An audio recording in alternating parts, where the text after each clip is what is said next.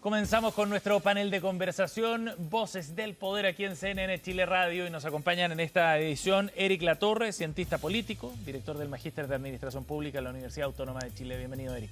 Muy buenos días. Gracias por estar con nosotros. Y también está con nosotros el cientista político Danilo Herrera. ¿Cómo estás, Danilo? Muy bien, muchas gracias. Gracias por estar aquí, a los dos, en este día lunes.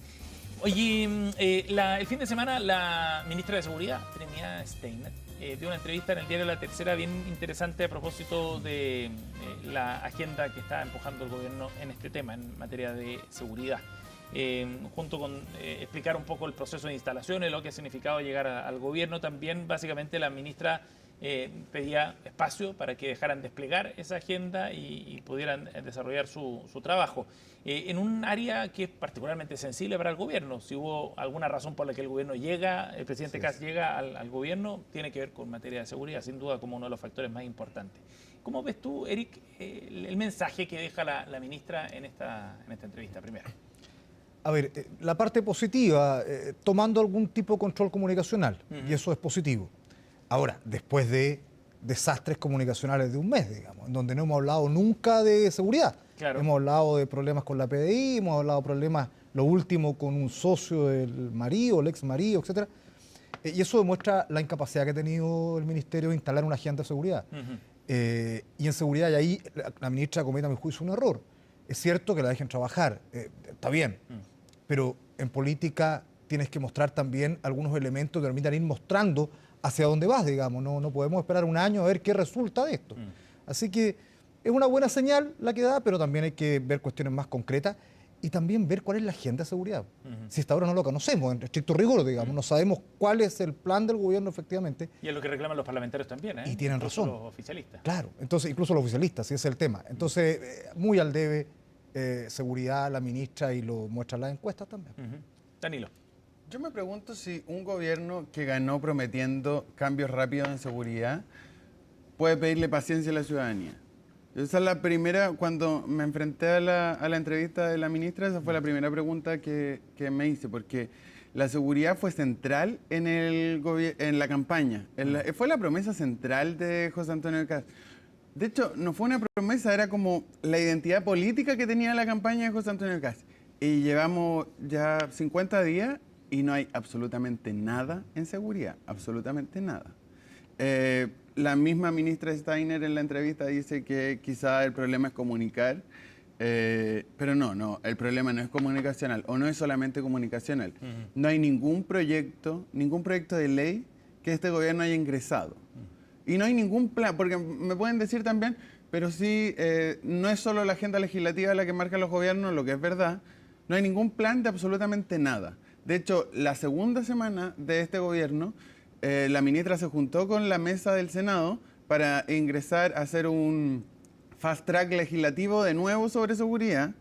Se prometió al Senado, a la mesa del Senado, que es oficialista, a ingresar los proyectos. 50 días esperando, no tenemos proyectos de seguridad.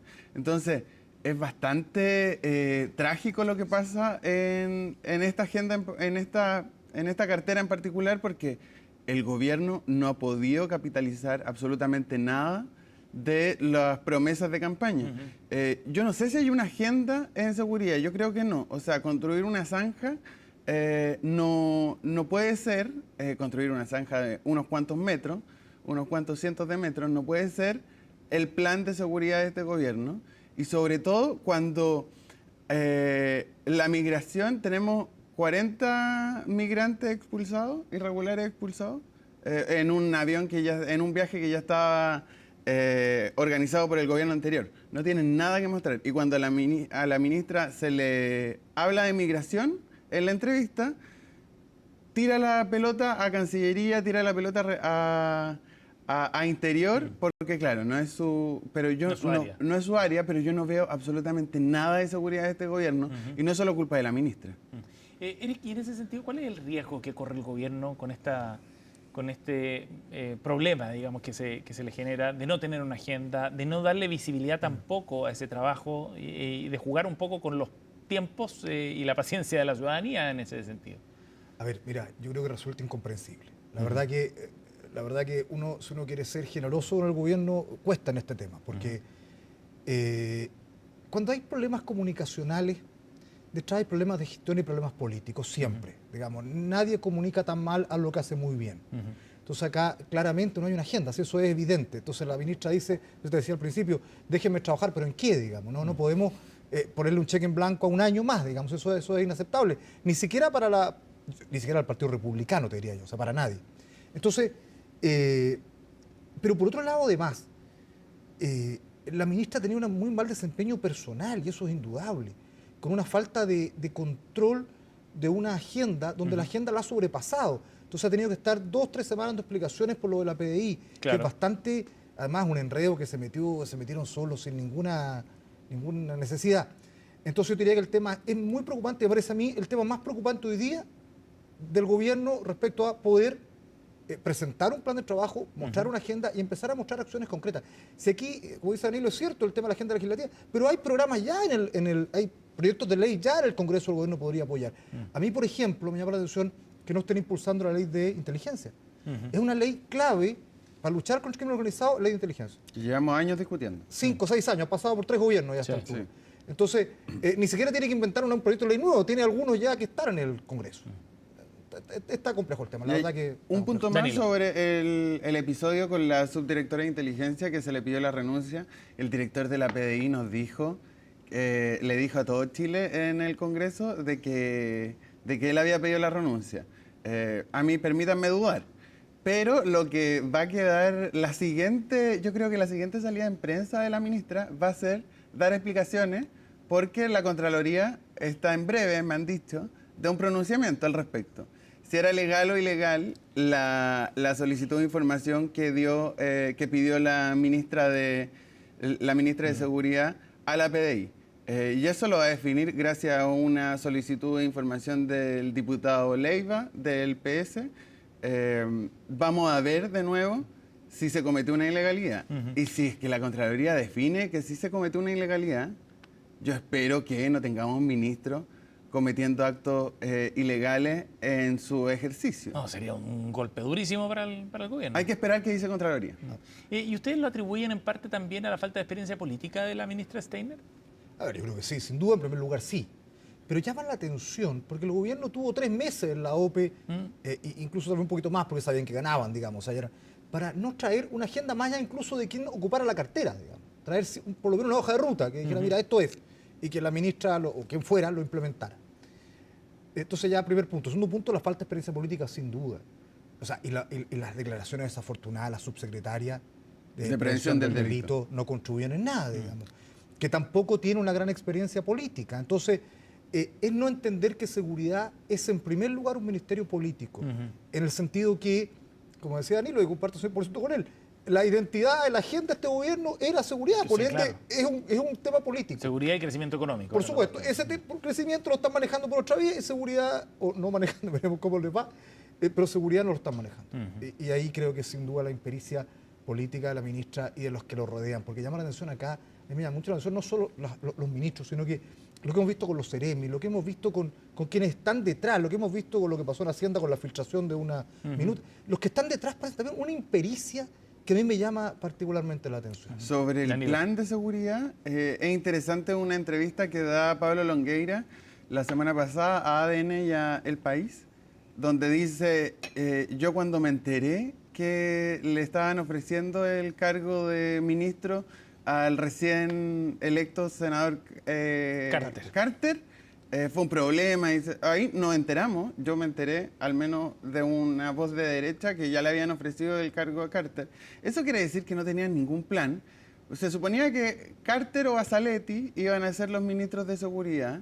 Los dos salieron electos en primera vuelta, eso fue el 16 de noviembre más o menos.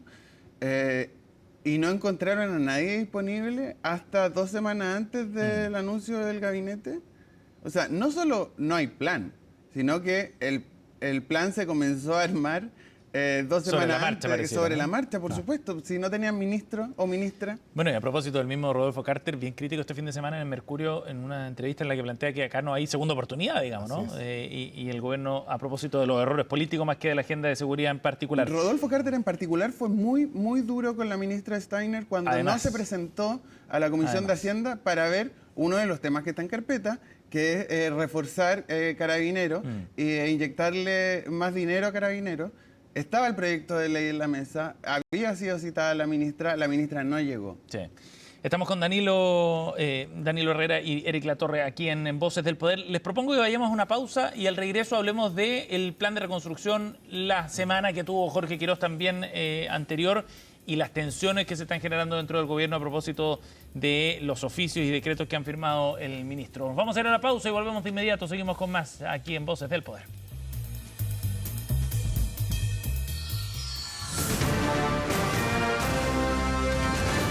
Hacemos una pausa y ya regresamos con CNN Chile Radio, AM.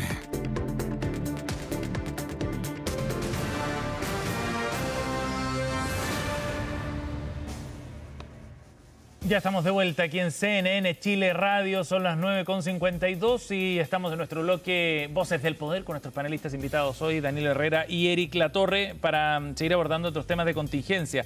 Esta semana se retoma el trabajo en el Congreso de la ley de reconstrucción, como le ha llamado el gobierno, esta ley miscelánea, con el pie en el acelerador quiere ir el gobierno porque pretende que salga al menos de la Cámara antes de la cuenta pública del presidente Kast el 1 de junio. No se ve tan fácil en todo caso, sobre todo después de una semana que estuvo marcada fundamentalmente por la polémica por eventuales recortes de gasto y de beneficios sociales, que incluso terminó enfrentando al ministro Quirós con Iván Poduje, quien se negaba a hacer ciertos recortes en su cartera. Eric, ¿cómo estás viendo tú el manejo de este asunto en particular? Porque se le ha abierto varios flancos al gobierno, entre su ministro incluso, pero también con los partidos del oficialismo. A ver, primero, errores no forzados, digamos. O sea, evidentemente a un parlamentario que lo pone en la disyuntiva de apoyar un proyecto que eventualmente recorta beneficios, dado los mismos ruidos que ha cometido el gobierno en esto, con estas minutas inexplicables, haciendo sinónimos, cosas que no son sinónimos, etcétera.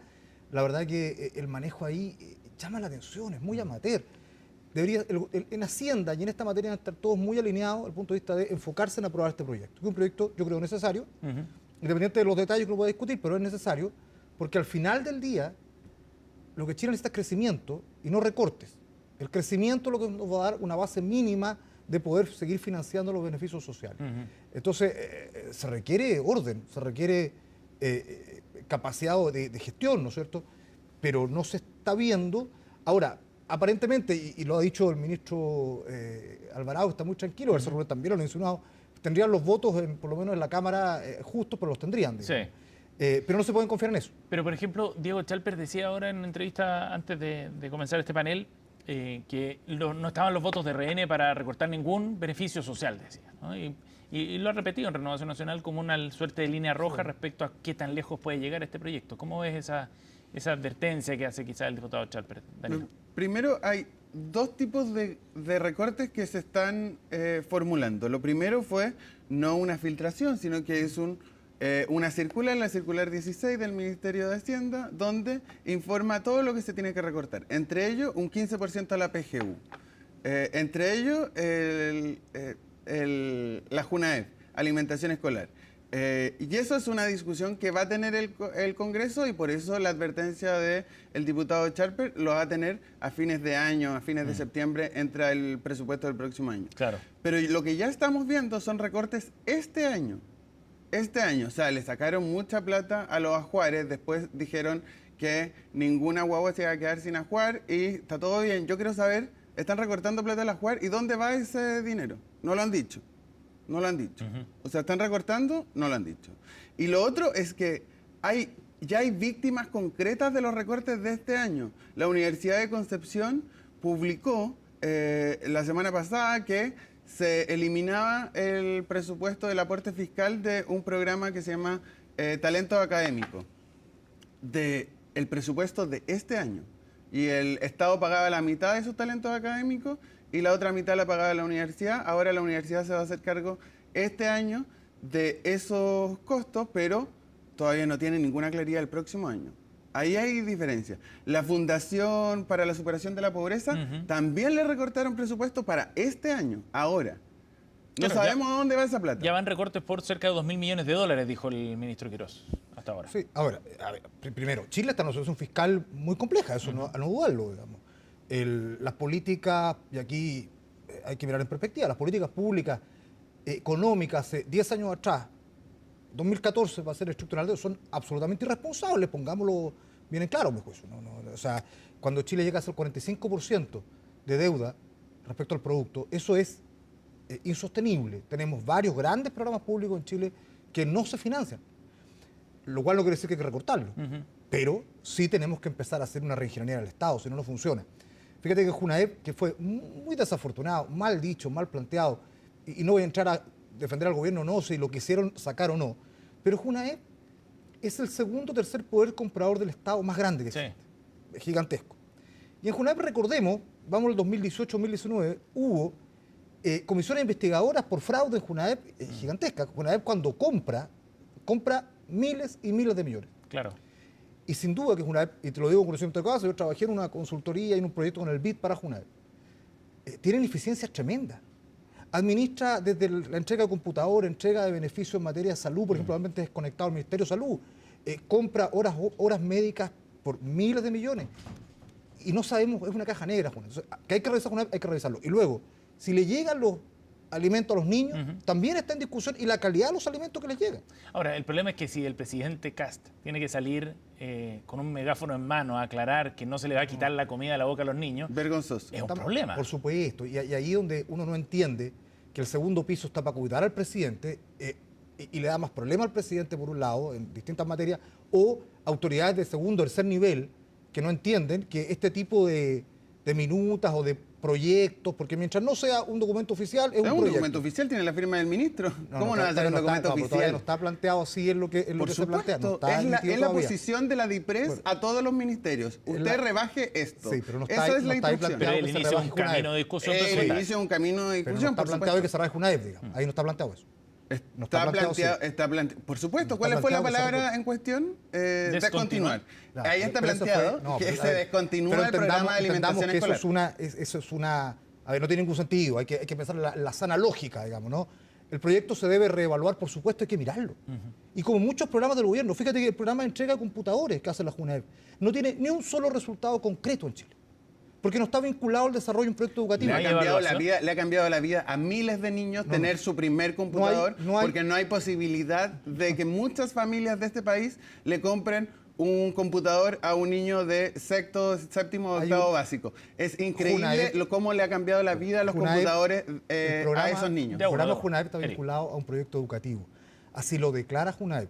Sin embargo, tú no puedes establecer ninguna relación directa entre la mejora en el desempeño de sus alumnos y la entrega del computador, que es lo que se debe establecer en un programa público. ¿No hay evidencia de eso? No hay evidencia. No existe. ¿Quiere eliminar No existe. la entrega de computador? No, yo no lo quiero eliminar. Al revés, lo que quiero es que hagamos una relación efectiva de cuánto eso aporta a la educación. Si quieres un ejemplo concreto, el proyecto Ceibal en Uruguay, que lo conozco, lo he trabajado, lo he estudiado mucho, sí lo hace. Entonces, no existe evidencia. Entonces, al final, entregamos los computadores ¿para qué? Eso es lo que hacemos en muchos ámbitos del sector público. Alimentación para adultos mayores. No hay ninguna evidencia que ese programa, que cuesta cientos de millones de dólares, tenga un impacto efectivo en la salud de la población.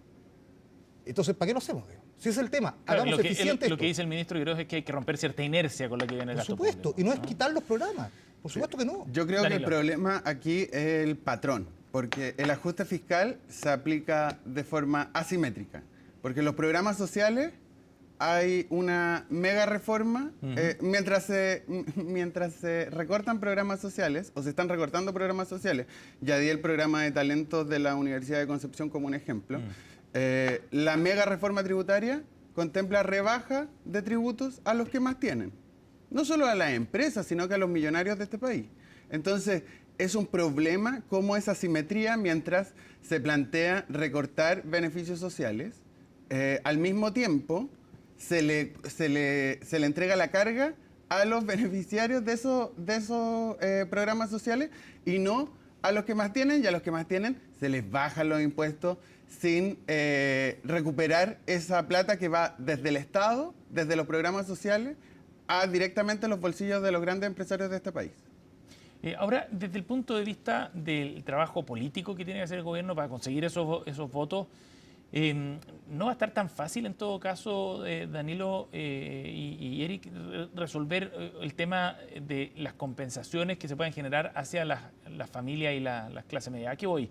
El diputado Scholper decía que se estaban evaluando posibles compensaciones, ¿no? Por el lado fiscal, pero también incorporar otras medidas más concretas hacia la clase media.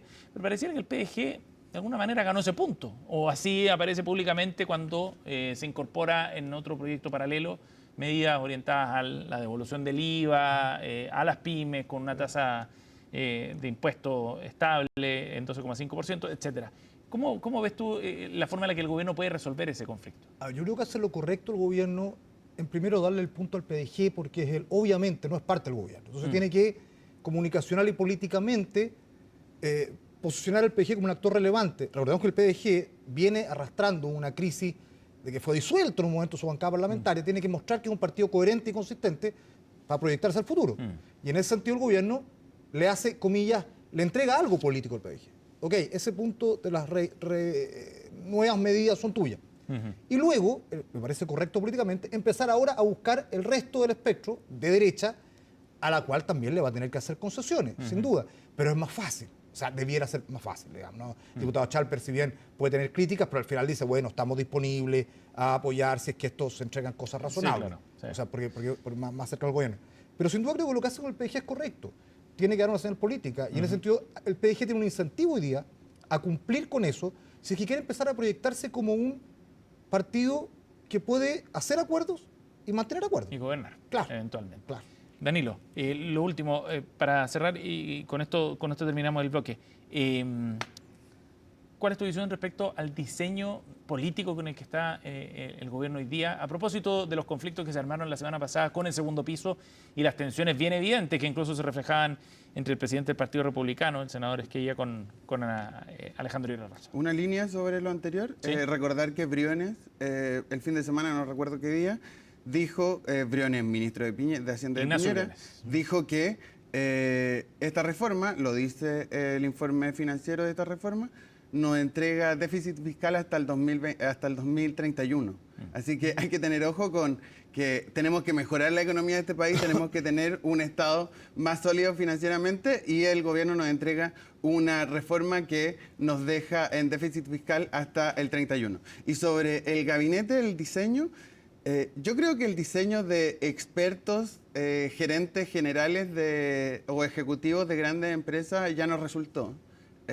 Y creo que es un trámite que logró zafar bien el presidente Boric después del primer cambio de gabinete. Le ocurrió también al presidente Piñera en su primer cambio de gabinete, en el primer y segundo gobierno. Intentaron tener un diseño más cercano a sus propias ideas, este gabinete de los gerentes, y no resultó. El poder al segundo piso está siendo cuestionado por los partidos políticos. Y creo que el rediseño va a llegar con el primer cambio de gabinete, que yo supongo que, como hablábamos en el primer bloque, la ministra de Seguridad supongo que no va a seguir en su cargo, creo que la vocera puede cambiar también. Entonces hay un espacio de reenfocar esta apuesta que hizo el presidente Kast, que claramente no resultó. Eric. A ver, coincido, no sé si no resultó, pero ha tenido dificultades, digamos, sin duda. Debiera haber un rediseño. Todos los gobiernos lo han hecho, más o menos a los 6 meses, 8 meses, hay fluctuaciones, pero ha habido rediseños con diferentes hitos políticos. Ya se ha dicho bastante, el gobierno debería tomar nota, que lo que está haciendo el segundo piso no está siendo consistente con lo que debiera ser un segundo piso. Los ministros empiezan a revelar si produje el mejor ejemplo, y empiezan a decir, somos nosotros los ministros, y ojo, los mandatados constitucionalmente a tomar ciertas decisiones. No el segundo piso, que no tiene ni responsabilidad administrativa, digamos.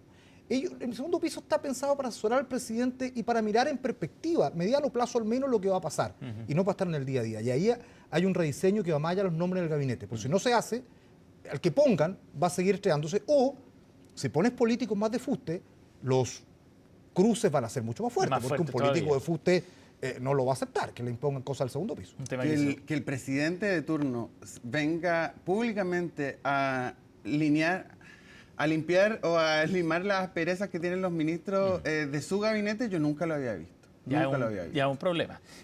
Danilo Herrera y Eric Latorre con nosotros en nuestra conversación de Voces del Poder de esta mañana. Gracias por haber venido, Eric. Gracias, Danilo. Gracias por acompañarnos aquí en Voces del Poder.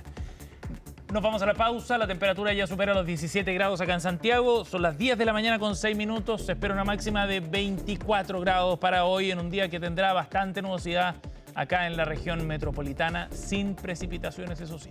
Nos vamos al corte y ya seguimos con...